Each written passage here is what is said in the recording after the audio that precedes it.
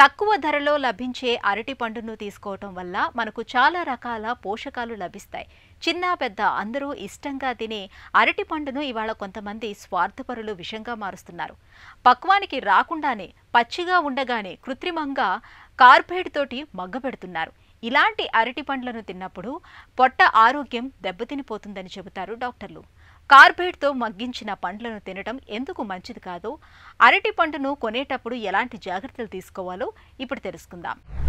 అరటిపండు ఆర్టిఫిషియల్గా పండించిన పండ్లు కలర్లో చాలా మార్పులు ఉంటాయి. ఇంకోటి ఏంటంటే ఆర్టిఫిషియల్గా పండించినప్పుడు కొన్ని కెమికల్స్ వాడతారు.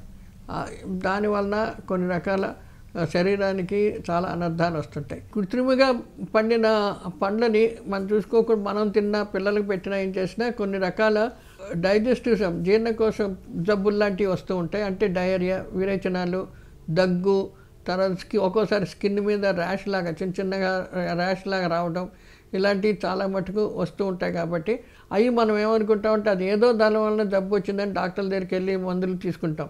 కానీ ఇక్కడ ఇలాంటి పైన వేసిన కెమికల్స్ వలన మనకి ఎలర్జీస్ లాగా వస్తున్నాయన్న సంగతి మనం గుర్తుపట్టుకోం. కాబట్టి జాగ్రత్తగా అరటిపళ్ళు కొనేటప్పుడు మటుకు ఆలోచించి చూసుకొని అటువంటి పండ్లు కొనకుండా న్యాచురల్గా పండే పండ్లు తీసుకోవడం మంచిది.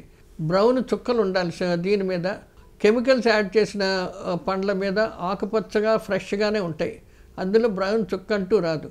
అదే రకంగా పైన తొడువేమో నలుపు రంగుగా ఉంటుంది, న్యాచురల్గా పండింది.